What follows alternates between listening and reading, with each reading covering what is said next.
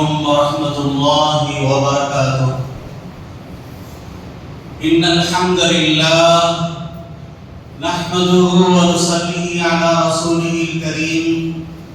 أما بعد، فقد قال الله تبارك وتعالى في القرآن العظيم والفرقان المجيد بعد أعوذ بالله من الشيطان الرجيم. بسم الله الرحمن الرحيم. إنهم فتية آمنوا بربهم وزدناهم هدى وربطنا على قلوبهم إذ قاموا فقالوا ربنا رب السماوات والأرض لن ندعو من دونه إلها أبدا. صدق الله مولانا العلي العظيم. وقال نبينا صلى الله عليه وسلم: أدبوا أولادكم ثلاث خصال: حب نبيكم وحب آل بيته وحب تلاوة القرآن أو كما قال صلى الله عليه وسلم. எல்லா விதமான புகழும் புகழ்ச்சியும் ஏக வல்லவனாகிய அல்லாஹ் ஒருவனுக்கே உண்டாவதாக.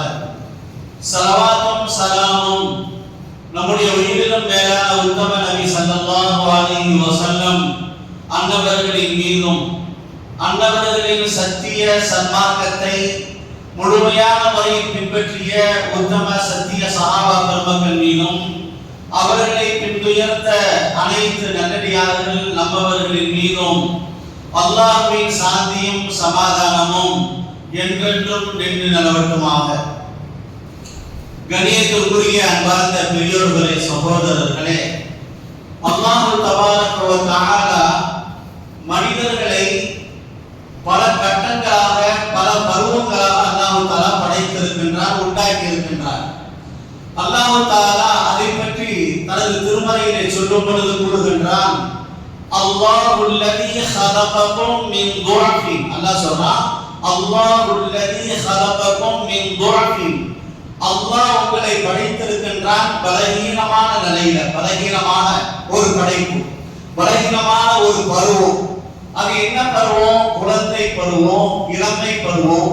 இந்த பருவத்துல தானாக சுயமாக எதுவுமே செய்ய முடியாது, பிறருடைய உதவி கண்டிப்பாக தேவை. இதுக்கு தான் அல்லாஹ் தஆலா சொல்றான், அந்த இளமை பருவத்தை, குழந்தை பருவத்தை மின் துஅஃபின்கா, பலகீனமான ஒரு படைப்பாக, பலகீனமான ஒரு கட்டமாக, ஒரு பருவமாக நாம் உங்களை படைத்திருக்கின்றோம். அதுக்கப்புறம் அல்லாஹ் சொல்றான், அல்லாஹுல்லதீ ஹலககும் மின் துஅஃபின் சும்ம பஅத துஅஃபின் குவா. அல்லாஹ் சொல்றான், அந்த பலகீனமான படைப்பாக, அந்த கட்டமாக, அந்த பருவமாக நீங்க இருந்ததற்கு பிறகு உங்களுக்கு நான் குவாவை கொடுத்தேன். குவத்துன்னு அப்படி சொன்னா சக்தியை கொடுத்தேன். அந்த குவானா என்ன அர்த்தம்? வாலிப பருவம். இந்த வாலிப பருவத்துக்கு அல்லாஹ் தஆலா குவத்தன்றான், உங்களுக்கு நான் சக்தியை கொடுத்தேன். அந்த பலகீனமான அந்த நிலைமையில் இருந்து, அந்த கட்டத்தில் இருந்து, அந்த பருவத்தில் இருந்து உங்களுக்கு சக்தி வாய்ந்த வாலிப பருவத்தை கொடுத்தேன். அதுக்கு அல்லாஹ் சொல்றான், சும்ம ஜஅல மின் பாதி குவத்தின் துஅஃபா வ ஷைபான்றான். அதுக்கு பிறகு சொல்றா, அந்த வாலிப பருவத்திற்கு பிறகு மீண்டும் உங்களுக்கு பலகீனத்தை கொடுக்கிறேன். மீண்டும் உங்களுக்கு பலகீனமான நிலைமை, பலகீனமான நிலைமை இப்போ ஷைபத்தை நல்லா சொன்னா முதுமை, வயது முதிர்ந்த ஒரு நிலைமைக்கு நீங்க தள்ளப்படுவீங்க. அப்ப மூணு கட்டமாக நான் சொன்னான். முதல் கட்டம் இளமை பருவம், இரண்டாவது கட்டம் வாலிப பருவம், மூணாவது கட்டம் உங்களுடைய முதுமை பருவம். இப்படி அல்லாஹ் தஆலா மூன்று கட்டங்களாக நான் உங்களை உண்டாக்கி இருக்கின்றேன் என்பதை அல்லாஹ் தஆலா திருமறையில சொல்லி காட்டான். இதுல வாலிப பருவத்தை மட்டும் சொல்லும் பொழுது அல்லாஹ் சொல்றான், குவத்தன்கிறான், உங்களை சக்தி வாய்ந்த ஒரு படைப்பு, சக்தி வாய்ந்த ஒரு கட்டம், சக்தி வாய்ந்த ஒரு பருவம் சொன்னா வாலிப பருவம் தான். ஏன்னா இந்த வாலிப பருவத்துல தான் மனிதனுக்கு பலவிதமான கெட்ட எண்ணங்கள், கெட்ட செயல்கள்லாம் தோன்றும். ஷைத்தானும் நஃப்ஸும் நம்ம பலவிதமான தவறான வழியில கொண்டு செல்வதற்காக வேண்டி பல சூழ்ச்சிகளை செய்து கொண்டிருப்பார்கள், பலவிதமான திட்டங்களை தீட்டிக் கொண்டிருப்பார்கள். நம்மளை எப்படியாவது இந்த வாலிப கட்டத்துல, இந்த வாலிப பருவத்துல நம்மளை எப்படியாவது நாசமாக்கணும், அல்லாஹ்வுடைய திக்ரை விட்டு, அல்லாஹ்வுடைய ஞாபகத்தை விட்டு, அல்லாஹ்வுடைய தொடர்பை விட்டு இவனை எப்படியாவது தூரமாக்க வேண்டும் என்று பல சூழ்ச்சிகளை செய்வார்கள். எந்த அளவுக்கு கேட்டா அல்லாஹ் குர்ஆன்ல சொல்றான், இந்த ஷைத்தான்கள் நம்மளை சூழ்ச்சி செய்து நம்மளை நரகத்தினுடைய குழியில தள்ளிட்டு நாளை கியாமத்துடைய நாளையில அல்லாஹ்வுக்கு முன்னாடி வந்து அந்த ஷைத்தான் சொல்றானா, இல்லா அன் தஅவுதுகும் ஃபஸ்தஜப்தும் லி ஃபலா தலூமுனி வலூமு அன்ஃபுஸகும். நான் உங்களை வெறும் அழைக்கத்தான் செஞ்சேன், சும்மா அழைச்சேன், என் பக்கம் வாங்கப்பா, என் பக்கம் வாங்க, நான் சொல்றதை கேளுங்கன்னு சும்மா அழைச்சேன். ஆனா நீங்க எனக்கு பதில் கொடுத்துட்டீங்க. ஃபலா தலூமுனி வலூமு அன்ஃபுஸகும். நீங்கள் இன்னைக்கு என்னை படிக்காதீர்கள், என்ன செய்யாதீங்க, படிக்காதீங்க. வலூமு அன்ஃபுஸகும். நீங்கள் உங்களை தன்னைத்தானே படித்துக் கொள்ளுங்கள், நீங்கள் தன்னைத்தானே படித்துக் கொள்ளுங்கள். ஏன் வேலை சும்மா லைட்டா ஒரு சொல்லி இருக்கிறதா, அதான் சொல்லுவாங்கல்ல, அதாவது தேனை தொட்டு வைக்கிறதா வேலை, தேனை தொட்டு வைக்கிறது வேலை. அதுக்கு ஒரு சின்ன குட்டி கதை கூட சொல்லுவாங்க. என்ன செய்ய, ஒரு கடையில ஒரு இந்த கடை இருந்துச்சா, ஜிலேபி செய்யற கடை. அப்ப அது இனிப்பு சீரணி அதுல இருக்கும். அந்த ஜிலேபியை செஞ்சு சுட்டு அந்த இனிப்பு இதுக்குள்ள தண்ணிக்குள்ள போட்டு முக்கி எடுப்பான். ஒருத்தர் அந்த கடையில போய் ஜிலேபி வாங்க போனவன் அந்த இனிப்பு சீரணிக்குள்ள கையை விட்டு விரல விட்டு அப்படி சுண்டி விட்டான், அப்படி சோத்துல சுண்டி விட்டான். அந்த சுண்டி விட்ட உடனே அங்க வந்து ஒரு பள்ளி வந்து உட்காந்துச்சு. அங்க வந்து என்ன செஞ்சிச்சு, ஒரு பள்ளி உட்காந்துச்சான். அந்த பள்ளியை பிடிக்கிறதுக்கு ஒரு எலி வந்துச்சான், பள்ளியை பிடிக்கிறதுக்கு ஒரு எலி. அந்த எலியை பிடிக்கிறதுக்கு ஒரு பூனை வந்துச்சு, எலியை பிடிக்க ஒரு பூனை வந்துச்சு. அந்த பூனையை பிடிக்க ஒரு நாய் வந்து, எப்படிப்பட்ட நாயின்னு சொன்னா, அந்த கடைக்கு அந்த சுருட்டு வாங்குறதுனால வந்தவன் தான் கூட ஒரு நாயை கொண்டு வந்தான், தான் கூட ஒரு நாயை கொண்டு வந்தான். அந்த நாய் என்ன செஞ்சிச்சு, அந்த பூனையை பிடிச்சிருச்சு. இப்ப என்ன செஞ்சிச்சு, இப்ப அந்த பூனை காரனுக்கும் அந்த நாய்க்காரனுக்கும் பயங்கரமான சண்டை ஆயிடுச்சு. இந்த அளவுக்கு ஆயிடுச்சு, நம்ம மோசமான கொலை, ஒருத்தர் கொலை செய்யற அளவுக்கு சண்டை வந்துருச்சு. இப்ப என்னாச்சு, அவன் சொல்ற முதல்ல உள்ளவன் என்ன சொன்னா, நான் வந்து என்ன செய்ய சும்மா, அதாவது அந்த இனிப்பு தண்ணியை சுருட்டி தான் விட்டேன். இது மாதிரி தான் ஷைத்தான் என்ன செய்வான், லைட்டா தூண்டி விடுவான். தூண்டி விட்டுட்டு கடைசியில கியாமத்துடைய நாளைக்கு போய் என்ன சொல்லிடுவான், எனக்கு உனக்கு எந்த சம்பந்தம் இல்லப்பான்னுவான். என்ன சொல்லிடுவான், எனக்கு உனக்கு எந்த சம்பந்தம் இல்லை, இன்றைக்கு வந்துட்டு நீ என்ன படிக்காத, நீ ஒன்ன தன்னைத்தானே படிச்சுதோ. அன்னைக்கு நான் சும்மா தான் சொன்னேன். இதே மாதிரி அல்லாஹ்வும் ரசூலும் சொல்லியிருப்பாங்க. ஆனா அதுக்கெல்லாம் நீ மாறு செஞ்சுட்ட, எனக்கு மட்டும்தான் பதில் சொன்னேன், இன்றைக்கு என்னால ஒண்ணும் செய்ய முடியாது. மானபி முஸ்லிஹிக்கும் பமான்து முஸ்லிஹிய. எனக்கு உன்னை காப்பாற்ற எந்த சக்தியும் இல்லை, உனக்கு என்னை இறைவனுக்கு எந்த சக்தியும் கிடையாது என்பதாக ஷைத்தான் கியாமத்துடைய நாளில் அப்படி சொல்லிடுவான். அப்படி சொல்லி என்ன செஞ்சிருவான், அவன் தன்னைத்தானே தப்பித்துக் கொள்வான். ஆனா அன்பிற்குரிய சகோதரர்களே, பெரியார்களே, இந்த வாலிப பருவம் இருக்குது, ரொம்ப ஒரு முக்கியமான பருவம். அதனாலதான் பெருமானார் ஸல்லல்லாஹு அலைஹி வஸல்லம் சொன்னாங்க, இதுதனின் ஹம்சன் கபல ஹம்சின். 5 காரியங்கள், 5 நிலைமைகள் உங்களுக்கு ஏற்படுவதற்கு முன்னாடி அந்த 5 விஷயங்களை நீங்கள் கனிமத் பொருளாக ரொம்ப முக்கியமாக கருதி கொள்ளுங்கள் அப்படின்னாங்க.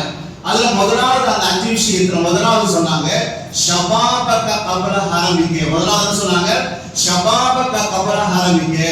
உங்களுக்கு வயோதிகம் வர்றதுக்கு முன்னாடி நீங்கள் வாலிபத்தை கனிமத்தாக கருதி கொள்ளுங்கள், வாலிபத்தை ரொம்ப முக்கியத்துவமாக கருதி கொள்ளுங்கள்.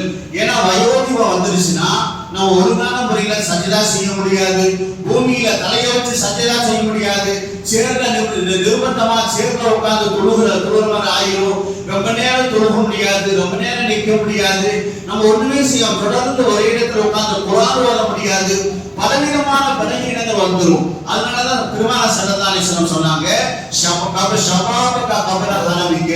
உனக்கு வயோதிகம் வர்றதுக்கு முன்னாடி உன்னுடைய வாலிபத்தை நீ வந்து கனிமத்தாக கருதி கொள்ளுது. அதே மாதிரி நபி ஸல்லல்லாஹு அலைஹி வஸல்லம் சொன்னாங்க, அதாவது மருதிக கபல, அதாவது ஆஃபியத்தக கபல சுகுமிக. உனக்கு வியாதி வர்றதுக்கு முன்னாடி உன்னுடைய ஆரோக்கியமான நிலைமையை நீ கனிமத்தாக கருதி கொள்ளு. உனக்கு வியாதி வர்றதுக்கு முன்னாடி நீ ஆரோக்கியமா இருக்கிறியா இல்லையா, அந்த நிலைமையை நீ கனிமத்தாக கருதி கொள்ளுங்கள். பெருமானார் ஸல்லல்லாஹு அலைஹி வஸல்லம் இன்னொரு ஹதீஸோட சொன்னாங்க, நிஅமத்தானி மக்பூலுன் அனின்னாஸ். நிஅமத்தானி மக்பூலுன் அனின்னாஸ். 2 விதமான அல்லாஹ்வுடைய நிஅமத் இருக்கு, அல்லாஹ்வுடைய அருட்கொடை 2 விதமான நிஅமத். அந்த நிஅமத்தை விட்டு மக்கள் எல்லாம் பொதுவோக்கா இருக்கிறாங்க. மக்பூலுன் அனின்னாஸ். மக்கள் ரொம்ப பொதுவோக்காக இருக்கிறாங்க. அது என்ன நிஅமத்னு கேட்டா, அஸ்ஸிஹத்து வல் ஃபராகத்து. அதாவது ஆரோக்கியமாக இருப்பதும் அல் ஃபராகத்துல ஓய்வாக இருப்பதும்.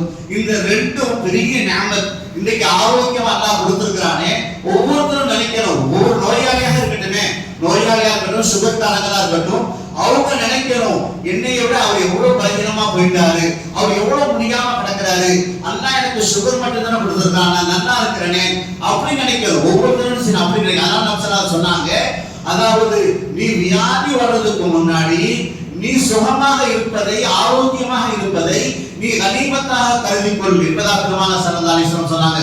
மூணாவதாக நபி ஸல்லல்லாஹு அலைஹி வஸல்லம் சொன்னாங்க, அதாவது ஃபராதிக கப்ல ஷுகுலிக, நீ வேலையில் ஈடுபடுறதுக்கு முன்னாடி, நீ ரொம்ப பிஸியாக இருக்கிறதுக்கு முன்னாடி, நீ அதாவது ஃப்ரீயா இருக்கியா இல்லையா, அந்த ஃபராகத்தான நேரம், ஓய்வாக இருக்கக்கூடிய நேரத்தை நீ கனிமத்தாக கருதிக்கொள். அதாவது ஃபராகத கப்ல ஷுகுலிக, நீ பிஸியா ஆகிறதுக்கு முன்னாடியே நீ ஃப்ரீயா இருக்கும்போது, இது பெரிய நிஅமத். நாம கொஞ்ச நேரம் ஃப்ரீயா இருக்கிறோம், கொஞ்ச நேரம் நம்ம குர்ஆன் ஓதிக்கலாம், கொஞ்ச நேரம் தஸ்பீஹ் செஞ்சுக்கலாம், கொஞ்ச நேரம் இஸ்திக்ஃபார் செஞ்சுக்கலாம், கொஞ்ச நேரம் ஸலவாத் ஓதிக்கலாம் என்பதாக நீ பிஸியா இருக்கும் முன்னாடி அந்த ஓய்வான நேரம் இருக்குமா இல்லையா, அதை கனிமத்தாக கருதிக்கொள். நாலாவதாக நபி ஸல்லல்லாஹு அலைஹி வஸல்லம் சொன்னாங்க, கினாஅக கப்ல ஃபக்ரிக, உனக்கு ஏழ்மை வறுமை வர்றதுக்கு முன்னாடி நீ பணக்காரனா இருக்கிறிய, அதை என்ன செய்ய கனிமத்தாக கருதிக்கொள். அல்லாஹ் நமக்கு அழகான தேவையான அளவுக்கு நமக்கு சொத்து சுகம் கொடுத்திருக்கிறான், நம்ம ஏழ்மையை கொடுக்கல, நமக்கு வறுமையை கொடுக்கல அப்படின்னு நினைச்சு நம்முடைய கனிமத்தை, அதாவது நம்முடைய அந்த பணக்கார அத செல்வத்தை கொடுத்திருக்கிறானே, இதை கனிமத்தாக கருதிக்கொள். ஐந்தாவதாக நபி ஸல்லல்லாஹு அலைஹி வஸல்லம் சொன்னாங்க, ஹயாத்தக கப்ல மௌத்திக, ஹயாத்தக கப்ல மௌத்திக, உனக்கு மௌத் வர்றதுக்கு முன்னாடி உன்னுடைய ஹயாத்தை நீ பெரிய கனிமத்தாக கருதிக்கொள். அல்லாஹ் எவ்வளவு பெரிய ஆரோக்கியமான வாழ்க்கையை கொடுத்திருக்கிறான், எவ்வளவு பெரிய ஹயாத்தை கொடுத்திருக்கிறான். இந்த அல்லாஹ் கொடுத்த இந்த ஹயாத்துல நாம அல்லாஹ்வுக்கு பொருத்தமான முறையில் செயல்படணுமே அப்படின்னு அந்த மௌத் வர்றதுக்கு முன்னாடியே உன்னுடைய ஹயாத்தை நீ கனிமத்தாக கருதிக்கொள் என்பதாக கண்மணி நாயகம் ஸல்லல்லாஹு அலைஹி வஸல்லம் சொன்னாங்க. ஆனா உலகத்துல நாம இன்னைக்கு என்ன நினைக்கிறோம், எதையுமே கனிமத்தாக நினைக்கிறது இல்லை, எதையுமே நம்ம மதிக்கிறது இல்லை. அல்லாஹ் கொடுத்த வாலிபத்தையும் மதிக்கிறது இல்லை, அல்லாஹ் கொடுத்த ஆரோக்கியத்தை மதிக்கிறது இல்லை, அல்லாஹ் கொடுத்த ஹயாத்தையும் நம்ம மதிக்கிறது இல்லை, அல்லாஹ் கொடுத்த நமக்கு நல்ல ஓய்வையும் நம்ம மதிக்கிறது இல்லை. மதிக்காம அப்படியே நம்ம பொதுவோக்காக விட்டுட்டு போறோம், பொதுவோக்காகவே அதை அசால்ட்டா விடுறோம். இதனுடைய விளைவுகள் நமக்கு எப்ப தெரியும் தெரியுமா? இதனுடைய விளைவுகள் நமக்கு எப்ப தெரியும்? சக்ராத்துடைய நேரத்துல இஸ்ராயேல் அலைஹிஸ்ஸலாம் வர போறாங்களே, அதுக்கு கொஞ்ச நேரத்துக்கு முன்னாடி தான் தெரியும், அந்த நேரத்துல தான் தெரியும். அதாவது குர்ஆன்ல வருது, வஅன்ஃபிகு மிம்மா ரஸக்னாஹும், அதுல வருது, இதா ஜாஅதுஹும் ஃபலா யஸ்தஅখিরুன ஸாஅத்தன் வலா யஸ்தக்திமூன், மனிதனுடைய அஜல் முடிஞ்சிருச்சுன்னா அவருக்கு ஒரு செகண்ட் கூட முற்படுத்தவும் படாது, திருப்படுத்தவும் படாது. அந்த நேரத்துல அவன் சொல்வானா, மனிதன் சொல்வானா, யா அல்லாஹ் கொஞ்ச நேரம் எனக்கு தவணை கொடு, கொஞ்ச நேரம் அவகாசம் கொடு, நான் உலகத்துல போய் ஃபஅஸத்தக வஅகும் மினஸ் சாலிஹீன், நான் போய் சதகா செய்கிறேன், நல்ல அமல்கள் செய்கிறேன், வஅகும் மினஸ் சாலிஹீன், நானும் சாலிஹான கூட்டத்துல நல்லடியார்கள் கூட்டத்துல ஆயிரேன், யா அல்லாஹ் எனக்கு கொஞ்ச நேரம் அவகாசம் கொடுன்னு அந்த நேரத்துல உயிரை வாங்க வருவாங்க இஸ்ராயீல் அலைஹிஸ்ஸலாத்து வஸ்ஸலாம். அந்த நேரத்துல இந்த அடியான் கதறுவான். நமக்கு தெரியாது, அந்த ஓட்டா போறவங்க அந்த மலக்குமார்கிட்ட பேசுறது, மலக்குமார்கிட்ட கதறது வெளிரங்கத்துல நமக்கு தெரியாது. ஆனா அந்த நேரத்துல அந்த அடியான் சொல்லுவான், அந்த நேரத்துல எந்த பிரயோஜனம் கிடையாது, அந்த நேரத்துல எந்த பிரயோஜனம் கிடையாது, அவன் கத்தி பிரயோஜனம் இல்லை, ஒன்றும் பிரயோஜனம் இல்லை. அப்ப நமக்கு அல்லாஹ் கொடுத்த இந்த வாலிப வயசு, அல்லாஹ் கொடுத்த இந்த ஹயாத்தை நாம நல்ல விதமா நம்ம பயன்படுத்தணும்னு சொன்னா கண்டிப்பாக நாளை கியாமத்துடைய நாளையில நாம நல்ல விதமான முறையில் அல்லாஹ்விடத்துல பதில் சொல்ல முடியும். கியாமத்துடைய நாளையில அல்லாஹ்விடத்துல நாம நல்ல நிலைமையில சந்திக்க முடியும்.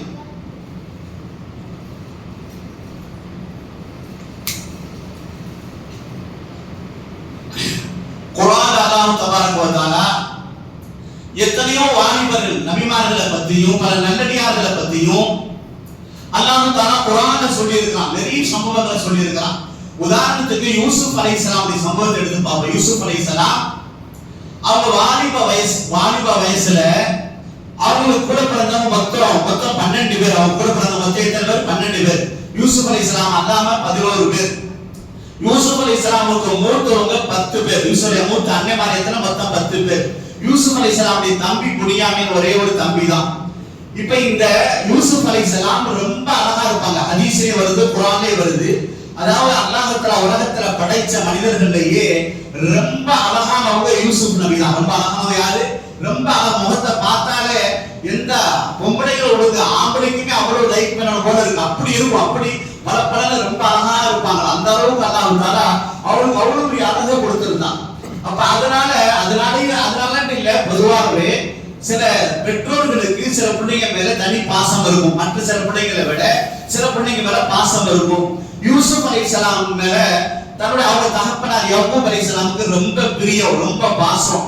ஆனா இத பார்த்து அந்த மத்த 10 பேரும், தம்பியை தவிர மூத்த அண்ணன்மார்கள் 10 பேரும் என்ன திட்டம் போட்டாங்கன்னு கேட்டா, வாப்பா யூசுப்பை மட்டும்தான் ரொம்ப பிரியப்படுறாரு, நம்மள என்ன செய்ய மாட்டா, அவரை பிரியப்படுற மாதிரி தெரியல, எனவே நம்ம யூசுப்பை நம்ம என்ன செய்யலாம் அப்படின்ட்டு அந்த 10 அண்ணன்மாரை உட்கார்ந்து ஆலோசனை பண்றாங்க. 10 பேர் என்ன செய்ய உட்கார்ந்து ஆலோசனை பண்றாங்க. ஆலோசனை பண்ணி அதுல என்ன சொல்றாங்க, அதுல நிறைய பேர் என்ன சொல்றாங்க, உக்குத்துலு யூசுஃப அவித்ராஹு அரத யஹுலுக்கும் வஜ்ஹு அபீக்கும் வதகூனு மின் பாதிஹி கௌமன் சாலிஹீன். அது என்ன சொல்றாங்கன்னு கேட்டா, யூசுஃபை நம்ம கொண்டுறலாம், யூசுஃபை என்ன செஞ்சிடலாம், 10 கூட பிறந்த 10 சகோதரர்கள், மூத்த அண்ணன்மாரு, அவங்க அந்த 10 பேர் என்ன முடிவு பண்றாங்கன்னு கேட்டா, யூசுஃபை நம்ம கொண்டுறலாம், அப்படி இல்லைன்னா வித்ராஹு அரத, அதாவது ஏதாவது வனாந்தர பூமியில கொண்டு போய் அவரை தூக்கி வீசி போட்டலாம், வீசி என்ன செஞ்சா போட்டலாம். அதுக்கு பிறகு நம்ம என்ன செஞ்சுக்கலாம், தௌபா செஞ்சு நம்ம வீட்டுக்கலாம், தௌபா செஞ்சு ஒரு தக்கூனு மின் பாதிஹி கௌமன் சாலிஹீன், அதுக்கு பிறகு நீங்க சாலிஹான கூட்டத்துல வந்துடலாம், தௌபா செஞ்சு அல்லாஹ்ட்ட மன்னிப்பு கேட்டு நம்ம சாலிஹான கூட்டத்துல மாறிடலாம் அப்படின்னு சில பேர் சொன்னாங்க. அப்ப அதுல ஒரு சகோதரர் சொன்னாரு, லா தக்துலு யூசுஃப, லா தக்துலு யூசுஃப வஅல்கூஹு ஃபீ கயாபத்தில் ஜுப்பி, நீங்க என்ன செய்யாதீங்க, யூசுஃபை கொலை செய்ய வேண்டாம். அதுல ஒருத்தர் சொன்னாரு, கால காயிலும் மீனும் லா தக்துலு யூசுஃப, யூசுஃபை கொலை செய்ய வேண்டாம், அவரை கொண்டு போய் நம்ம கிணத்துல போட்டுடலாம். கிணத்துல போட்டாங்க. நீளமான சம்பவம், யூசுப் அலைஹிஸ்ஸலாம் சம்பவம் சொல்ல ஆரம்பிச்சுன்னா சொல்ல முடிக்க முடியாது. அப்ப கிணத்துல தூக்கி போட்டாங்க. நான் எதுக்கு சொல்ல வரேன்னா, வாலிப வயசு, சின்ன வயசு, அந்த கல்யாணம் முடிக்கல, அப்படிப்பட்ட வாலிப வயசுல அவருடைய சகோதரர்கள் மூலமா ஏற்பட்ட சோதனை, அவங்களை கொண்டு போய் கிணத்துல போட்டாங்க. கிணத்துல போட்ட பிறகு அந்த வழியா போன அந்த வியாபார கூட்டத்தார்கள் அந்த கிணத்துல தண்ணி எடுக்கிறதுக்காண்டி போறாங்க. உள்ளுக்கு ஒரு அழகான குழந்தை உள்ளுக்குள்ள கிடக்குது, உள்ளுக்குள்ள கிணத்துக்குள்ள கிடக்குது. அது மாதிரி செஞ்சுட்டாங்க, அந்த குழந்தைய தூக்கிட்டாங்க. தூக்கி எடுத்துட்டு வந்து என்ன செஞ்சாங்க, மிஸ்ர நாட்டுல, எகிப்து நாட்டுல அந்த காலத்துல அடிமைகள் சந்தையில் விற்கப்படுவாங்க. எப்படி ஆட்டு மாட்டு சந்தை இருக்குமா இல்லையா, அது மாதிரி அடிமைகள் சந்தை, அந்த சந்தையில அடிமைகள் விற்கப்படுவாங்க. அந்த அடிமைகள் விற்கப்படக்கூடிய அந்த சந்தையில கொண்டு வந்து யூசுப் அலைஹிஸ்ஸலாம விற்க ஆரம்பிச்சாங்க. யூசுப் அலைஹிஸ்ஸலாம விற்க ஆரம்பிச்சாங்க. அப்ப யூசுப் அலைஹிஸ்ஸலாம யார் வாங்கினான்னு கேட்டா, அந்த நேரத்துல அந்த எகிப்து நாட்டுல இருந்த ஒரு பெரிய மினிஸ்டர், அந்த மினிஸ்டருடைய ஒய்ஃப் தான் என்ன செய்யறாங்க, நல்ல அழகான சூப்பரான பையனா இருக்கானே, இந்த பையனை அடிமையா நம்ம வாங்கிட்டு போயிடலாம், இந்த பையனை அடிமையாக நம்ம வாங்கிட்டு போய் நம்ம வீட்டுக்கு வச்சுக்கலாம் முடிவு பண்ணி, அதற்கு யூசுப் அலைஹிஸ்ஸலாம காசு கொடுத்து ஒரு மினிஸ்டருடைய அசீஸ்ங்கிற ஒரு மினிஸ்டருடைய மனைவி அவளை காசு கொடுத்து வாங்கிட்டு போய் வீட்டுல வச்சுட்டாங்க. வீட்டுல வச்சு அடிமையாக வச்சிருக்கிறாங்க. என்ன, நான் ஆரம்பத்துல சொன்னேன், யூசுப் அலைஹிஸ்ஸலாம் பார்க்கிறதுக்கு ரொம்ப பளிச்சுன்னு இருப்பாங்க, ரொம்ப பிரைட்டா இருப்பாங்க, பார்க்கிறதுக்கு ரொம்ப அழகா இருப்பாங்க. அப்ப வீட்டுல இருக்கிறாங்க, அந்த பெரிய ஒரு மினிஸ்டருடைய கொண்டாட்டி தான். அந்த மினிஸ்டருடைய கொண்டாட்டி மினிஸ்டர் இல்லாத நேரத்துல ஒரு அடிமையாக மார்க்கெட்டில் விற்கப்பட்டு வாங்கப்பட்ட ஒரு பையன் தான் யூசுப் அலைஹிஸ்ஸலாம். இருந்தாலும் கூட அந்த அவருடைய அழகில் மயங்கி போய் அந்த பெண்மணி, வீட்டில் இருந்த அந்த பெண்மணி அந்த யூசுப் அலைஹிஸ்ஸலாம் எப்படியாவது நாம் தவறான வழியில அவரை பயன்படுத்தி கொள்ளலாம் என்று அவருடைய அந்த அழகுல மூழ்கி போய் மயங்கி போய் யூசுப் அலைஹிஸ்ஸலாம தவறான வழியில இழுப்பதற்காக வேண்டி அந்த பெண்மணி ரொம்ப முயற்சி பண்றாங்க. அப்ப யூசுப் அலைஹிஸ்ஸலாம் சொல்லிட்டாங்க, நான் அல்லாஹ்வை பயப்படுறேன், தயவு செய்து இந்த மாதிரி வேலைக்கு நான் வரவே மாட்டேன். அதற்கு யூசுப் அலைஹிஸ்ஸலாம் வீட்டை விட்டு அந்த அறையை விட்டு, அது பெரிய கோட்டை சோறு, இந்த கதவை திறந்து அந்த கதவை திறந்து அப்படியே ஓடி வர்றாங்க. அப்படி குர்ஆன் அல்லாஹ் சொல்றான், நான் சொல்லல, குர்ஆன்ல சூரத்து யூசுப்னு வருது. அந்த யூசுப்ல அல்லாஹ் சொல்றான், வஸ்தவத்தல் பாப வ கத்தத் கமீஸஹு மின் துபரி, அவர்கள் வாசலை நோக்கி விரண்டோடினார்கள். ஹஜ்ரத் யூசுப் அலைஹிஸ்ஸலாம் வாசலை நோக்கி விரண்டோடுகிறார்கள். பின்னாடி அந்த பொம்பளை வருது. அந்த பொம்பளை என்ன செய்யுது, பின்னாடியே வருது. வந்து என்ன செய்ய, எப்படியாவது அடைந்து விடலாம் என்பதாக முயற்சி பண்றாங்க. அந்த நேரத்தில் அடைய உடல யூசுப் அலைஹிஸ்ஸலாம் பக்கா உறுதியா இருந்துட்டாங்க. அந்த நேரத்துல கடைசியில அப்படி நடந்து கொண்டிருக்கும்போது அவருடைய கணவன் வந்துடுறார். வந்தவுடனே என்னன்னு கேட்ட உடனே அந்த நேரத்துல அந்த பெண்மணி என்ன செஞ்சாங்க, யூசுப் அலைஹிஸ்ஸலாம மாட்டி விட்டாங்க. நம்ம வீட்டுல அடிமையா வாங்கி வச்சிருந்த இந்த பையன் என்னிடத்துல தவறான வழியில தவறான வழியில நடக்க என்ன செஞ்சார், முயற்சி பண்றாரு. ஆனா செஞ்சது யாரு, அந்த பெண்மணி தான். ஆனா யூசுப் அலைஹிஸ்ஸலாம் வாலிப வயசு தான். எதுக்கு சொல்ல வரேன்னா, வாலிப வயசு ஒரு அருமையான வாய்ப்பு, நல்ல வாய்ப்பு. ஒரு கெட்டு போனவனா இருந்தா அதை என்ன செய்வான், நல்ல வாய்ப்பா கருதுவான். தன்னந்தனியாக அந்த வீட்டுடைய ஓனருடைய மனைவியே தவறான வழியில் அழைக்கிறாங்க. ஆனா ஒரு கெட்டு போனவனா இருந்தா அந்த நேரத்துல தவறான வழியில என்ன செஞ்சிருப்பான், அவன் ஈடுபட்டு இருப்பான். ஆனா யூசுப் அலைஹிஸ்ஸலாமுடைய உள்ளத்துல அல்லாஹ்வுடைய பயம் இருந்துச்சு, அல்லாஹ்வுடைய அச்சம் இருந்ததின் காரணமாக ஹஜ்ரத் யூசுப் அலைஹிஸ்ஸலாம் விரண்டோடி வந்துட்டாங்க. விரண்டோடி வந்த பிறகு அதுக்கு பிறகு அவங்க அவருடைய கணவனார் மினிஸ்ட்ரி என்ன செஞ்சாரு, யூசுப் அலைஹிஸ்ஸலாமை அரெஸ்ட் பண்ணி அவங்களை கொண்டு போய் சிறையில போட்டாங்க. அது நீண்ட கதை. சிறையில இருந்து என்ன செஞ்சாங்க, திரும்ப வந்தாங்க. சிறையில இருந்து வெளியே வந்தாங்க. சிறையில் இருந்த ஒரு குற்றமற்றவர் நல்லவர் சொல்லி வெளியில வந்துட்டாங்க. வெளியில வந்த பிறகு அந்த நேரத்தில் இருந்த அந்த மன்னர் அவருக்கு அழகான போஸ்ட கொடுத்தாங்க, நிதி அமைச்சருடைய போஸ்ட். நிதி அமைச்சருடைய போஸ்ட். இப்ப எந்த அண்ணன் தம்பிகள் எல்லாம் யூசுப் அலைஹிஸ்ஸலாமை கொலை செய்ய முயற்சி பண்ணாங்களோ,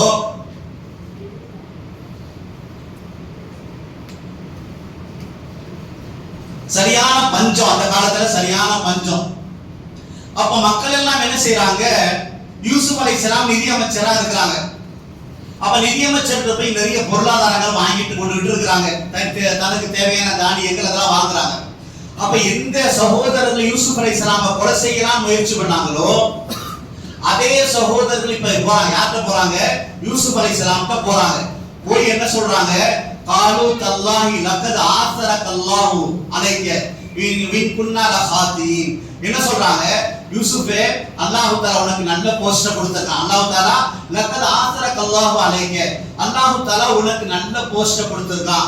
வின் குன்னா லகாதீன், நாங்கெல்லாம் தவறு செஞ்சிட்டோம், என்னை மன்னிச்சிடு. நாங்கெல்லாம் தவறு செஞ்சிட்டோம், என்னை மன்னிச்சிடு. இதே மாதிரி யூசுப் அலைஹிஸ்ஸலாமுடைய தகப்பனார்ட்டே போய் யா அபா நஸ்தக்ஃபிர் லனா இன்னா குன்னா காதீன், எங்களுடைய தகப்பனாரே நீங்க என்னை மன்னிச்சிருங்க, நாங்க தப்பு செஞ்சிட்டோம்னு சொன்னாங்க. நான் எதுக்கு சொல்றேன்னு கேட்டா, சாதாரண வாலிப வயசு, சின்ன வயசு, அந்த வயசுலயும் தவறு செய்யறதுக்கு ஒரு நல்ல வாய்ப்பு கிடைத்தும் கூட தவறு செய்யாம அல்லாஹ்வுடைய பயத்துல அந்த வீட்டை விட்டு விரண்டோடி பலவிதமான கஷ்டத்துக்கு உள்ளாக்கப்பட்டாங்க. ஆனா இன்னைக்கு அல்லாஹ் தஆலா ஹஜ்ரத் யூசுப் அலைஹிஸ்ஸலாமுடைய சம்பவத்தை குர்ஆன்ல கியாமத் நாள் வரை வரக்கூடிய மக்கள் எல்லாரும் படிக்கட்டும், எல்லாரும் படிச்சு அதன்படி படிப்பினை வரட்டுங்கிறதுக்காக வேண்டி அல்லாஹ் தஆலா சூரத்துல் யூசுப் குர்ஆன்ல சொல்லி இருக்கிறான். ஏன் நான் சொல்றேன், அப்படிப்பட்ட வாலிப வயசுல அப்படி சிறந்த ஒரு நபியாக அல்லாஹ் தஆலா அவங்களை ஆக்கி வச்சிருக்கான். இதே மாதிரி சூரத்துல் கஹஃப் நான் வார வெள்ளிக்கிழமை அந்த சூறா ஓதணும். குர்ஆன்ல 30 ஜுஸு, அதுல நடு ஜுஸு 15வது ஜுஸுல சூரத்துல் கஹஃப்னு ஒரு சூறா இருக்கு. இந்த சூறாவை வாரம் வெள்ளிக்கிழமை யார் ஓதுவாரோ அவருக்கு இந்த வாரத்திலிருந்து அடுத்த வாரம் வரைக்கும் அவருக்கு அல்லாஹ் தஆலாவுடைய தேவைகள் எல்லாம் பூர்த்தியாக்கி கொடுக்கிறான். அவருடைய வாழ்க்கையில ஒளிமயமாக்கி கொடுக்கிறான், பரக்கத்தாக்கி கொடுக்கிறான். தஜ்ஜாலுடைய தீங்கு வந்தா கூட அல்லாஹ் பாதுகாத்துருவான். அல்லாஹ்வுடைய பாதுகாப்பு கிடைக்குது. அப்படி நிறைய சிறப்புகள் அந்த சூரத்துல் கஹ்ஃப்க்கு இருக்கு. அந்த சூரத்துல் கஹ்ஃப் அல்ல இத பெருமானார் ஸல்லல்லாஹு அலைஹி வஸல்லம் இத வாரம் ஓதும்படி சொல்லியிருக்காங்க. வெள்ளிக்கிழமை ஓதணும். இது ஏன் இத வலியுறுத்தி ஓத சொல்லப்பட்டிருக்குன்னு கேட்டா, அதுல ஓதி அதனுடைய அர்த்தத்தை புரிஞ்சு இவன் படிப்பினை வரணுங்கிறதுக்காக வேண்டி தான் பெருமானார் ஸல்லல்லாஹு அலைஹி சொல்லி இருக்காங்க.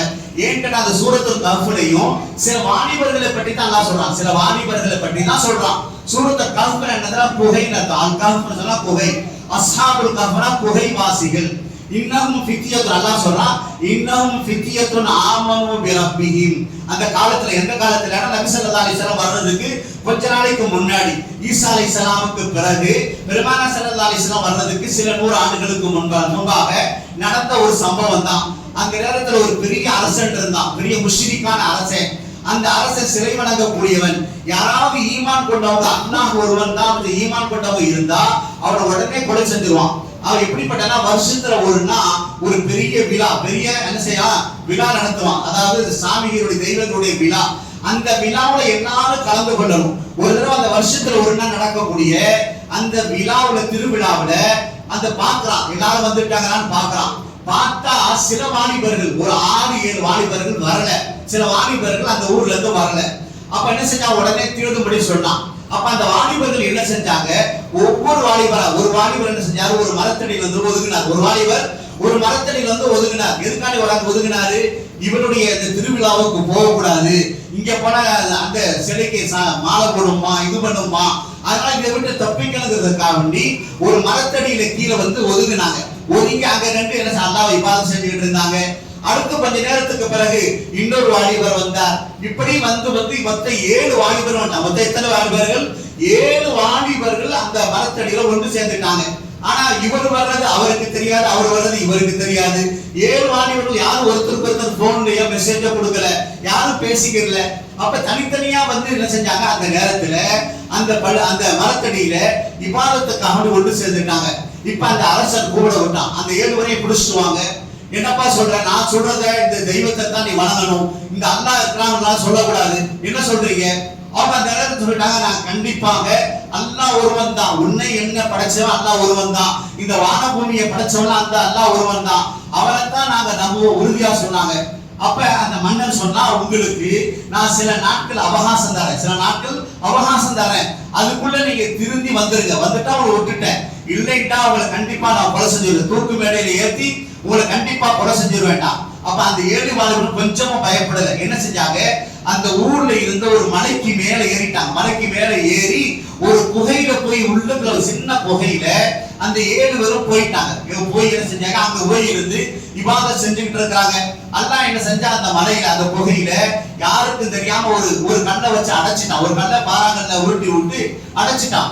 அப்படியே அந்த குகையில நிம்மதியா தூங்க வச்சுட்டான். அல்லாஹ் நிம்மதியா தூங்க வச்சுட்டான். இதெல்லாம் அதுல வருது, நீங்க எடுத்து பாருங்க. சூரத்துல் 15வது ஜுஸ்ல வருது. அல்லாஹ் அவங்களை நிம்மதியா தூங்க வச்சுட்டான். 1-2 நாள் தூங்க வைக்கல. ஒரு நாள் 2 வாரம், ஒரு வாரம் 10 நாள், ஒரு மாசம் 2 மாசம் இல்ல, கிட்டத்தட்ட 300 வருஷம் தூங்குறாங்க. 300 வருஷம் அந்த குகையில நிம்மதியா தூங்குறாங்க. நிம்மதியா தூங்கி அதுக்கு பிறகு அல்லாஹ் எழுப்பி விட்டான். அல்லாஹ் என்ன செஞ்சிட்டான், மீண்டும் ஹயாத்தை கொடுத்துட்டான். மீண்டும் என்ன செஞ்சிட்டான், மீண்டும் ஹயாத்தை கொடுத்துட்டான். அல்லாஹ் கேட்கிறான், 300 வருஷம் தூங்க வச்சு அல்லாஹ் எழுப்பி விட்டுட்டான். அல்லாஹ் கேட்கிறான், கால கம் லபிஸ், நீங்க எவ்வளவு காலம் தங்குனீங்க இந்த குகைக்குள்ள, எவ்வளவு காலம் தங்கி இருந்தீங்க? அதுல ஒருத்தர் சொன்னாரு, லபிஸ்து யௌமன் அவ் பாதயம், லபிஸ்து யௌமன் அவ் பாதயம், நாங்க ஒரு நாளோ அல்லது கொஞ்ச நாள் அல்லது ஒரு நாள்ல சில மணி நேரமோ தங்குகிறோம். அவங்க 300 வருஷம் அல்லாஹ் எந்த அளவுக்கு நிம்மதியா தூங்க வச்சான்னு கேட்டா, அவங்க தூங்குனது ஏதோ சில மணி நேரம் தூங்குற மாதிரி இருந்துச்சு, ஒரு ஏதோ சில மணி நேரம் தூங்குற மாதிரி இருந்துச்சு. அந்த அளவுக்கு நிம்மதியா தூங்க வச்சாங்க. எதுக்கு சொல்றேன், இந்த சூறாவை வாரம் ஓடும்படி பெருமானார் ஸல்லல்லாஹு அலைஹி சொல்லியிருக்காங்க. வெள்ளிக்கிழமை ஓதணும். ஏன் ஓதணும்? இப்படிப்பட்ட வாலிபர்களும் உலகத்துல வாழ்ந்துதான் போயிருக்காங்க. இப்படிப்பட்ட வாலிபர்களும் நல்லடியார்களும் அல்லாஹ்வுக்காக வேண்டி சிலை வணங்க மாட்டேன், நான் மாறு செய்ய மாட்டேன், அல்லாஹ்வுடைய கட்டளைக்கு மாறு செய்ய மாட்டேன், இறைவனை ஒருவனைத்தான் நம்புவேன், அவனைத்தான் நான் வணங்குவேன் சொல்லிட்டு எவ்வளவு உறுதியா இருந்து போனாங்க. இன்னைக்கு அப்படிப்பட்டவருடைய படிப்பினை கியாமத் வரைக்கும் வரணுங்கிறதுக்காக வேண்டி அல்லாஹ் தஆலா குர்ஆன்ல சொல்லியிருக்கானா இல்லையா? இன்னைக்கு நம்முடைய வாலிபர்களுடைய நிலைமை எப்படி இருக்கு? நம்முடைய வாலிபர்களுடைய நிலைமை இன்னைக்கு நம்முடைய வாலிபர்களுடைய ரோல் மாடல் யாரா இருக்கிறாங்க? இன்றைக்கு பார்க்கிறோம், இன்னைக்கு சினிமா ஆக்டர்களும் சினிமாவுடைய நடிகைகளும் தான் இன்றைக்கு நம்முடைய பிள்ளைகளுக்கு ரோல் மாடலாக இருந்துகிட்டு இருக்காங்க.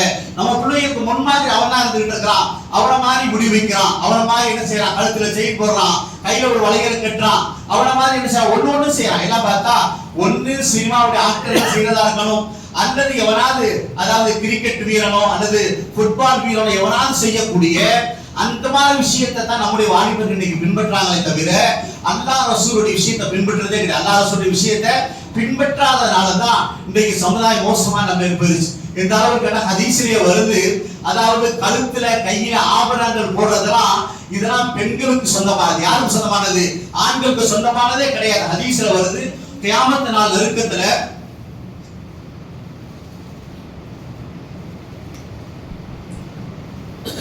அதாவது 70க்கு மேற்பட்ட கியாமத்துடைய சின்ன சின்ன அடையாளங்கள் வருமா, சின்ன சின்ன அடையாளங்கள். அதுல நிறைய விஷயம் வருது. அதுல தலாக் அதிகமாகும், குலா அதிகமா நடக்கும். அதே மாதிரி ஆண்களை போன்று பெண்களும் வியாபாரம் செய்ய ஆரம்பிச்சிருவாங்க. ஆண்களுக்கு போட்டி போட்டுக்கொண்டு பெண்கள் வியாபாரம் செய்ய ஆரம்பிச்சிருவாங்க. ஆண்களை போன்று பெண்கள் ட்ரெஸ் அணிய பிரியப்படுவாங்க, பெண்களை போன்று ஆண்கள் ட்ரெஸ் அணிய பிரியப்படுவாங்க, பெண்களுடைய ஆடைகளை ஆண்கள் அணிய பிரியப்படுவாங்க, ஆபரணங்களை ஆண்கள் அணிய பிரியப்படுவாங்க. இதெல்லாம் 70 விஷயம், 1-2 விஷயம் இல்ல, 70 விஷயம் ஒரே ஹதீஸ்ல வருது. அது தெளிவாவே நபி ஸல்லல்லாஹு முன்னாடியே சொல்லிட்டு போயிட்டாங்க. இதெல்லாம் ஒரு அடையாளம் வரும், இதெல்லாம் வந்துச்சுன்னா கியாமத் வந்துருச்சு, இதெல்லாம் வந்துச்சுன்னா அர்த்தம் கியாமத் வந்துருச்சுன்னு அர்த்தம். இப்போ வந்துருச்சா இல்லையா? நம்ம ஊர்லயே வந்துருச்சு, எல்லா ஊர்லயும் வந்துருச்சு. வாலிபர்கள் கூட இங்க ஒரு செயினை போட்டுக்கிறான், கையில ஒரு காப் மாதிரி போடுறான். இது எல்லாமே பெண்களுக்கு சொந்தமானது. கையில போடுறது சரியில்லாம எந்த அளவுன்னு கேட்டா, மோதிரம் கூட பெருமானார் ஸல்லல்லாஹு அலைஹி வஸல்லம் அவங்க ஒரு நிர்பந்தத்துக்கு தான் தான் மோதிரம் போட்டாங்களே தவிர மோதிரம் போடணுங்கிறது சுன்னத்து, அதாவது சுன்னத்து ஆக்கல, அது போட்டு தான் ஆகணும்னு அவசியம் இல்லை. நபி ஸல்லல்லாஹு அலைஹி வஸல்லம் ஒரு நிர்பந்தமான சூழ்நிலைக்கு போட்டாங்க. எப்ப போட்டாங்க? வெளிநாட்டு மன்னர்கள், காபிரான மன்னர்கள், முஷ்ரிக்கான மன்னர்களுக்கு தபால் எழுதினாங்க. இஸ்லாத்தினுடைய தாவத் அழைப்பு பணி தபால் எழுதினாங்க. அந்த நேரத்துல சஹாபாக்கள் சொன்னாங்க, யா ரசூலல்லாஹ், வெளிநாட்டு மக்களுக்கு தபால் எழுதுறீங்களே, மன்னர்களுக்கு தபால் எழுதுறீங்களே, நம்ம தபால்ல ஒரு ரப்பர் ஸ்டாம்ப் இருக்கணுமா இல்லையா? ரப்பர் ஸ்டாம்ப் இல்லைன்னு சொன்னா அந்த தபாலை ஏத்துக்கிற மாட்டானே, எனவே ஒரு ரப்பர் ஸ்டாம்ப் ஒன்று உண்டாக்குங்க. அப்ப சஹாபாக்கள் ஹஜ்ரத் அலி ரலியல்லாஹு ஐடியா கொடுத்தாங்க, யா ரசூலல்லாஹ், வெள்ளியில அதாவது முஹம்மது ரசூலுல்லாஹ் அப்படின்னு ஒரு மூணு கோடுல மேல ஒரு லைன்ல முஹம்மது, இரண்டாவது கோடுல ரசூல், மூணாவது கோடுல அல்லாஹ், இப்படி 3 வார்த்தைகளை போட்டு ஒரு வெள்ளியில செய்யலாம். வெள்ளியில செஞ்சு நீங்க மோதிர மாதிரி கையில போட்டுக்குங்க, அதுல போட்டுக்குங்க, தபால் எழுதும் போது அது சீரா குத்திக்கிறீங்கன்னாங்க. இப்படி ஒரு நிர்பந்த சூழ்நிலைக்கு தான் பெருமானார் ஸல்லல்லாஹு அலைஹி வஸல்லம் வெள்ளி மோதிரம் போட்டாங்க. அதுவும் 3 கிராம் டு 4 கிராம் வரைக்கும் தான் அந்த வெள்ளி மோதிரம் இருந்துச்சு அப்படின்னு ஹதீஸ்ல வருது. இன்னைக்கு நமக்குமே வெள்ளி மோதிரம் போடுறது சுன்னத்து, அது பெரிய சிறப்புனா அப்படியே ஒண்ணும் கிடையாது. தேவைன்னா போட்டுக்கலாம், ஜாயிஸ், அதுக்கு சொல்ல அரபில ஜாயிஸ்.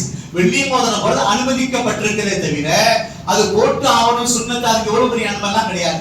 நம்ம பையன் என்ன செய்யறான், இன்னைக்கு தங்க மோதிரம் போறான், என்ன போறான், தங்க மோதிரம். ஒரு சஹாபி பெருமானார் ஸல்லல்லாஹு அலைஹி வஸல்லம் காலத்துல தங்க மோதிரம் போட்டு வந்தவங்க நபி ஸல்லல்லாஹு சொன்னாங்க, என்னப்பா நரகத்தினுடைய நெருப்பு கங்க கையில வச்சிருக்கு, நரகத்தினுடைய நெருப்பு கங்க கையில வச்சிருக்கீங்க என்னன்னு கேட்டார். உடனே அந்த சஹாபி அப்படி கரடி தூக்கி வீசிட்டார், தூக்கி அந்த மஜ்லிஸ்ல தூக்கி போட்டார். அப்ப இன்னொரு சஹாபி சொன்னாரு, ஏப்பா நபி சொன்னா தூக்கி போட்டியே, அதை எடுத்து கொண்டு போய் கொண்டாட்டிட்டு கொடுக்க வேண்டியது, உனக்கு தானே ஹராம்னு சொன்னாங்க, அதை எடுத்து கொண்டு போய் கொண்டாட்டிட்டு கொடுப்பா, பெண்களுக்கு தான் அனுமதி இருக்குது. அந்த சஹாபி சொல்லிட்டாங்க, எப்ப நபி இதை தூக்கி போட்டுட்டாங்களோ அதுக்கு பிறகு நான் கையை கூட எடுக்க மாட்டேன், அதை எடுக்க மாட்டானா, அதுக்கு பிறகு நான் கையால எடுக்கவே மாட்டேன், தூக்கி போட்டதுதான், அது யாரும் எடுத்து போட்டு எப்படி போட்டு எனக்கு தேவையில்லைட்டாங்க, யாரும் எடுத்து போட்டோம் எப்படி போட்டு எனக்கு தேவையில்லைட்டாங்க. சஹாபாக்களுடைய வாழ்க்கை இப்படி இருந்துச்சு. இன்னொரு சஹாபி வந்தாங்க, இன்னொரு சஹாபி கையில இரும்பு மோதிரம் போட்டிருந்தார். இதான் இரும்பு மோதிரம் போட்டிருந்தார். அந்த இரும்பு மோதிரத்தை பார்த்து நபி ஸல்லல்லாஹு சொன்னாங்க, என்னப்பா உன் மேல சிலை வணக்கத்தினுடைய வாடை வருது, நாங்க சிலை வணக்கத்தினுடைய வாடை வருது. ஏன்னா அந்த காலத்துல இரும்புல சிலை செஞ்சு சிலையை வணங்கிட்டு இருந்தாங்களாம். அப்ப அவர் இரும்பு மோதிரம் போட்டுக்கும் போது சிலை வணக்கத்தினுடைய வாடை வருதுப்பா உன் மேல அப்படின்னு உடனே அந்த சஹாபி உடனே அந்த இரும்பு மோதிரத்தை தூக்கி வீசி எறிஞ்சிட்டார். இப்படி சஹாபாக்கள் பெருமானார் ஸல்லல்லாஹு அலைஹி வஸல்லம் சொல்லிட்டாங்களா, அதை உடனே அப்படி அமல் செய்வாங்க. இன்னைக்கு நம்ம பசங்க இன்னைக்கு எவ்வளவு இன்னைக்கு நம்ம பயான சொல்லிட்டோமே, யாராவது கழுத்துல கையில காதுல போட்டுருந்தவன் இன்னைக்கு தூக்கி போடுவானா, தூக்கி போட மாட்டான். ஏன்னா அவனுக்கு ஒரு வெத்தம், ஏன்னா அவனுக்கு அவனுடைய வேதனை பத்தி நம்ம என்ன சொன்னாலும் புரியாது. ஏன்னா எந்த அளவுக்கு அவனை இதாயிட்டான்னு சொன்னா, அதான் அல்லாஹ் குர்ஆன்ல ஒரு ஆயத்துல சொல்ற மாதிரி, அதாவது உள்ளங்கள்லாம் அப்படி கல்லா போயிரும், உள்ளங்கள்லாம் அப்படி கல்லா போயிருமா. அல்லாஹ் குர்ஆன்ல சூரத்துல் பக்ரால ஒரு ஆயத்துல சொல்றான், சும்மா கஸத் குலூபுக்கும் மின் பாதி தாலிக, இவ்வளவுலாம் விஷயம் நல்ல விஷயங்கள் சொன்ன பிறகும் கூட உங்களுடைய உள்ளங்கள் அப்படி இறுகி விட்டது. அல்லாஹ் சொல்றான், உங்களுடைய உள்ளங்கள் அப்படி இறுகி விட்டது. மின்பாதி சும்மா கஸத் குலூபுக்கும் மின் பாதி தாலிக ஃபஹிய கல் ஹிஜாரதி, கற்களை போன்று உங்களுடைய உள்ளம்லாம் இறுகிருச்சு. அந்த கல்லு கூட அல்லாஹ் சொல்றான், அந்த கற்கள் கூட சில நேரத்துல அது அப்படியே பிறந்து கொண்டு தண்ணீர் வரும். அதுல என்ன செய்ய பிறந்துட்டு நம்ம பாக்குறோமா இல்லையா, நீ ஃபால்ஸ்ல, ஊட்டியில, கொடைக்கானல்ல மலையை பிறந்து கொண்டு தண்ணி வருது. அல்லாஹ் அதான் சொல்றான், அந்த கற்கள் கூட பிறந்து கொண்டு தண்ணீர் வெளியே வரும். ஆனா உன்னுடைய உள்ளம் இறுகிருச்சு, உன்னுடைய உள்ளம் என்ன செஞ்சிருச்சு, இறுகி போயிருச்சு. என்ன நல்ல விஷயத்தை எடுத்துக்கிற தயார், நல்ல விஷயத்தையும் எடுத்துக்கிற தயார் இல்லை. எந்த அஜர்த்து சொன்னானே, எவ்வளவு பெரிய முதல் சொன்னானே, நான் மோசமான என்னுடைய வாலிபத்தை, என்னுடைய லைஃபை நான் என்ஜாய் பண்ணிட்டு தான் போவேன். என்னுடைய லைஃபை என்ன செய்வேன், நான் என்ஜாய் பண்ணிட்டு தான் போவேன். உலகம் வந்து என்ஜாய் பண்றதுக்கு தான் அப்படி நினைச்சிட்டு இருக்கோம். ஒவ்வொரு வாலிப பசங்களும் இன்னைக்கு அப்படிதான் நினைச்சிட்டு இருக்கிறோம். உலகம் வந்து என்ஜாய் பண்றதா, எப்படியாவது என்ஜாய் பண்ணிட்டு போயிடலாம். இப்படி நாம நினைச்சுக்கிட்டே இருந்தோம்னு சொன்னா, நம்முடைய பிள்ளைகளை இப்படி விட்டு கொண்டு இருந்தோம்னு சொன்னா, நாமளும் கியாமத்துடைய நாளில பதில் சொல்லி ஆகும். நாமளும் கியாமத்துடைய நாளில யாரெல்லாம் பெரியவங்க பெற்றோர் இருக்கிறோமோ, யாரெல்லாம் ஜமாத்தார் எல்லாம் உட்கார்ந்து இருக்கிறோமோ, எல்லாருமே பதில் சொல்லி ஆகணும். கியாமத்துடைய அல்லாஹ்ட்ட பதில் சொல்லணும். அல்லாஹ் பெருமானார் ஸல்லல்லாஹு அலைஹி வஸல்லம் சொன்னாங்க, குல்லுக்கும் ராயின் வ குல்லுக்கும் மஸ்ஊலுன் அன் ராயித்திஹி, நீங்கள் எல்லாருமே கேட்கப்படுவீங்க. கியாமத்துடைய நாளையில அல்லாஹ் கண்டிப்பா கேட்பான். அதாவது நீ குடும்பத்தினுடைய பொறுப்புதாரியா, உன்னுடைய பிள்ளையை நீ எப்படி வளர்த்த, உன்னுடைய பிள்ளைய நீ எப்படி வளர்த்த, உன்னுடைய பிள்ளைய சாலிஹான பிள்ளையா வளர்த்தியா இல்லையா, அல்லாஹ் ரசூலுக்கு பொருத்தமா வளர்த்தியா, இல்லாத வழிகளின் பக்கம் வளர்த்தியா, அல்லாஹ் கண்டிப்பா கேட்பான். அல்லாஹ் கேட்கக்கூடிய கேள்விக்கு நம்ம எப்படி பதில் சொல்றது? ஹதீஸ் இன்னொரு வருது, நான் ஆரம்பத்தில் ஹதீஸ் சொல்ல மறந்துட்டேன். லா தஸாலா கதமா அப்தி ஹத்தா யுஸ்அல அன் அன் உம்ரிஹி ஃபீமா அஃப்னாஹு வ அன் ஷபாபி ஃபீமா அப்லாஹு. கியாமத்துடைய நாளையில நபி ஸல்லல்லாஹு அலைஹி வஸல்லம் சொன்னாங்க, 4 விதமான கேள்வி கேட்கப்படும். மஹ்ஷர் மைதானத்துல கோடான கோடி மக்கள் அங்க கூடி இருப்பாங்க. அந்த நேரத்துல அல்லாஹ் 4 கேள்விகளை கேட்பான். அந்த 4 கேள்விகளுக்கு சரியான முறை பதில் சொல்லாத வரைக்கும் மனிதனுடைய ஒரு ஸ்டெப் இந்த இடத்துல இருந்து அந்த இடத்துக்கு நவர முடியாது. அதுல முதலாவது கேள்வி அவருடைய ஆயுளை பற்றி கேட்கப்படும், வயசை பத்தி கேட்கப்படும். உனக்கு இத்தனை வயசு கொடுத்தேனப்பா, அந்த வயசுல என்ன நல்ல அமல் செஞ்ச, என்ன காரியத்தை செஞ்ச. இரண்டாவது கேள்வி உனக்கு வாலிபத்தை கொடுத்தேனே, அந்த வாலிபத்தை நீ எவ்வாறு செலவு செய்தாய். இந்த கேள்விக்கு நாம சரியான பதில் சொல்லாம அந்த இடத்தை விட்டு நகர முடியாது. எனவே கண்ணியத்துக்குரிய தாய்மார்கள், பெரியோர்களே, சகோதரர்களே, நல்லா விளங்கிக்கிறோம். நம்ம இந்த மாதிரி விஷயங்களை கேட்கும் பொழுது நாம் அதை உள்வாங்கி கொள்ளணும். உள்வாங்கி கொண்டு ஹதீஸ்ல இப்படி எல்லாம் எச்சரிக்கை வந்திருக்குது, இப்படி எல்லாம் ஒரு இது வந்திருக்குது, வாலிபத்தினுடைய விஷயத்தை பத்தி வந்திருக்குது, இதை நம்ம அமல் செய்யணும், வாலிப வயசுல நம்ம நல்ல விதமா நடந்து கொள்ளணும் அப்படிங்கிற விஷயத்தை நம்ம உள்வாங்கி கொள்ளணும். பெரியவங்க வீட்டை போய் தன்னுடைய பிள்ளைகளை திருத்தணும். இப்படி திருந்தாம இப்படியே வாழ்ந்து கொண்டே இருப்போம் என்று சொன்னா இதனுடைய விளைவுகள் சக்கராத் ஆரம்பத்தில் நான் சொன்ன மாதிரி சக்கராத்துடைய நேரத்தில் தெரியும். அது ஒரு சின்ன உதாரணத்தை சொல்லி நான் முடிச்சுக்கிறேன். நம்ம வீட்டில் இருக்கக்கூடிய எலி இருக்கா இல்லையா, அந்த எலியை பிடிக்கிறதுக்காக வேண்டி நாம என்ன செய்வோம், நல்ல கருவாட்டு துண்டை சுட்டு அந்த எலி கூண்டுக்குள்ள வச்சிருவோம். எலி கூண்டுக்குள்ள ராத்திரி கொண்டு வச்சிருவோம். வச்சுட்டு அந்த எலி ராத்திரி அந்த கருவாட்டு வாடைக்கு வாசத்துக்கு வேகமா அந்த எலி கூண்டுக்குள்ள வரும். வந்து என்ன செய்யும், அந்த கருவாட்டு துண்டை திங்கினால் வந்து ராத்திரி பூரா நல்லா என்ன செய்வோம், ருசியா தின்னுக்கிட்டே இருக்கும். கருவாடு ருசியா, எலிக்கு கருவாடு ரொம்ப பிடிக்கும். நமக்கு மட்டும் தான் பிடிக்கும் இல்ல, எலிக்கு ரொம்ப பிடிக்கும். அப்ப எலி ராத்திரி நேரத்தில் அந்த கருவாட்டை ரொம்ப ருசிச்சு சாப்பிட்டுக்கிட்டே இருக்கும். ஆனா அந்த ராத்திரி நேரத்தில் ஏற்பட்ட அந்த ருசி, அந்த இன்பம், அதுக்கு காலையில விடிஞ்ச உடனே அந்த வீட்டுக்கார பையன் அந்த எலி கூண்டை வெளியில கொண்டு வந்து அந்த எலியை வெளியே வரவிட்டு அந்த எலியை கண்ணால் அடிச்சு கொள்ளுவான் பாத்தீங்களா. அப்பதான் அந்த எலி நினைக்குமா, ஆஹா, ராத்திரி நேரத்துல எவ்வளவு இன்பமான முறையில, ருசியான முறையில நான் அந்த கருவாடை துண்டு தின்னுட்டு இருந்தேன். அதனுடைய விளைவுகள் அப்ப தெரியலையே, இப்பவல்லவா நமக்கு தெரியுது. அதனுடைய விளைவுகள் இப்பவல்லவா தெரியுது. ராத்திரி தெரிஞ்சிருந்தா நான் தின்றுக்கவே மாட்டேனே அப்படின்னு அந்த எலி நினைக்குமா. அதே மாதிரி தான் நம்முடைய நிலைமை. சக்கராத்துடைய நேரத்தில் தெரியும் யார் யாருக்கு என்னென்ன நடக்குண்டு. அது அன்பிற்குரிய சகோதரர் பெரியார்களே, யாருக்கு மௌத்து எப்பன்னு தெரியாது. திடீர்னு மௌத்து வந்துடலாம். வாலிபர்களுக்கு மௌத்து வருது, வயோதிபத்தில் வருது, சிறுபிராயத்தில் வருது. எனவே மௌத்துக்கு முன்னாடி மௌத்தா அதுக்குரிய தயாரிப்புகள், மறுமைக்குரிய தயாரிப்புகள் தயாரிப்பு செய்து கொள்ளுங்கள். எல்லாம் வல்ல அல்லாஹ் தபாரக் வ தஆலா நாம் எந்த ஒன்றை பேசினோமோ கேட்டோமோ அதன்படி அமல் செய்யக்கூடிய நல்ல பாக்கியத்தையும் பக்குவத்தையும் அல்லாஹ் நம் அனைவருக்கும் தந்தருவானாக. வஆஹிரு தஅவானா அல்ஹம்துலில்லாஹி ரப்பில் ஆலமீன். வஸ்ஸலாமு அலைக்கும் வரஹ்மத்துல்லாஹி.